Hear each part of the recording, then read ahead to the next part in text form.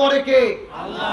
আমাদের বাংলাদেশের একজন খেলোয়াড় সাকিব আল হাসান বিশ্বের শ্রেষ্ঠ অলরাউন্ডার, আবার বর্তমানে তিনি একজন এমপি। গতকালকের আগের দিনে তিনি মাঠের নামাজ পড়তে গেছে ঈদগাহে। কিছু যুবক বলতেছে, মাননীয় খেলোয়াড় এমপি মহোদয়, আপনার সঙ্গে একটু ছবি তুলতে চাই, সেলফি তুলতে চাই। সাকিব আল হাসান ছবি তুলতে দেয়নি। চতুর্দিক থেকে যুবকেরা ভুয়া ভুয়া স্লোগান দিয়ে ঈদগাহ থেকে তাড়িয়ে দিয়েছে। সম্মানিত হলো নাকি অপমানিত হলো? কথা বলে না কেন? আমি এখান থেকে একটা শিক্ষা বলতে চাই। যেই সাকিব আল হাসানকে আমরা দেখেছি নির্বাচনের আগে একটা ছিঁড়ে চাদর গায়ের ওপরে দিয়ে রাতে রাতে বাড়ি বাড়ি ঘুরলো ভোট চাওয়ার জন্য, মনে হচ্ছে উমর ফারুক। কথা কর না কে? নির্বাচনের আগে ছিঁড়ে চাদর গায়ে দিয়ে দরজায় দরজায় ভোট চাই, আর ভোট পার হলে যুবকদের সঙ্গে ছবিও তোলে না, খারাপ ব্যবহার করে। তার মানে বোঝা গেল টাকা যখন বেড়ে যায়, ক্ষমতার চেয়ার পায়, মানুষের খুলসও পরিবর্তন হয়। আরো যেরকম কথা ঠিক কিনা? কিন্তু একটা কথা বলতে চাই, মানুষের খুলস যখন পরিবর্তন হয় তাকে অপমানিত করে কে?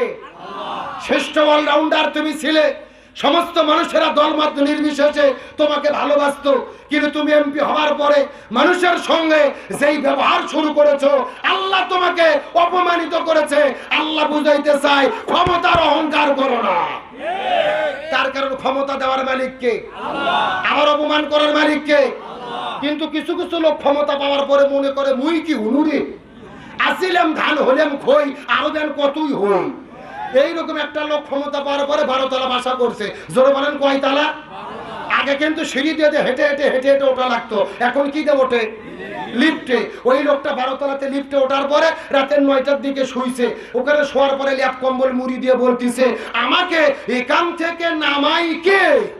নামাই এই কথা বলে ওখানে তিনি ঘুমাচ্ছে। কিন্তু গত 3 বছর আগে ফজর নামাজের আগে হালকা করে একটু ঝাঁকি হয়েছিল ভাই, মনে আছে? মনে আছে? এমন একটা ভূমিকম্পের ঝাঁকি হয়েছে, ও ঘুমের থেকে লাফ দিয়ে উঠে ঝাড়িয়ে দৌড়, এক দৌড়ে নিচে যে দেখতেছে পরনত লঙ্গি নাই। জোরে বলেন কি নাই? মানে লঙ্গি যে ল্যাপের মধ্যে পেঁয়াজ লাগছে ওর মনেই নাই।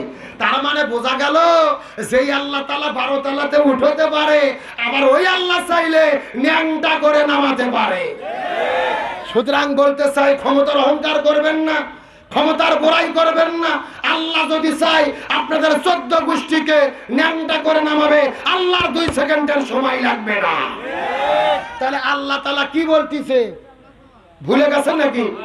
আই মার হবে, জোরে বলেন মার হবে। আমার প্রিয় বন্ধুগণ, মুসলমান ভাইরা গভীর মনোযোগ। এই কথা বলার পর হযরত মুসা আলাইহিস সালাম দৌড়াইতে দৌড়াইতে যখন সাগর পার হয়ে যখন ওই পাশে চলে গেছে, আর ফেরাউন যখন দৌড়াইতে দৌড়াইতে সাগরের মাঝখানে চলে গেছে। ফেরাউন সাগরের মাঝখানে যাওয়ার পরে আল্লাহ তাআলা ডাকতে বলে, সাগরের পানি রে, আর তো বসে থাকা যাবে না। তার কারণ হলো এই ফেরাউন ছিল তরমুজের ক্ষেতের কর্মচারী। কথা কর না কে?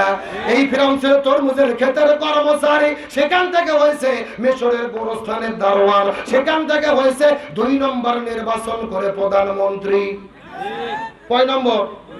রাগ করবেন না, আমি কিন্তু বাংলাদেশের ওয়াজ করতেছি না। আজকে ওয়াজ হচ্ছে মিশর দেশের। জোরে বলেন কোন দেশের? আমি খামাকা বাংলাদেশের ওয়াজ করে মার খেতে চাই না। আজকে মিশরের ওয়াজ করব, ফিরাউনের ওয়াজ করব।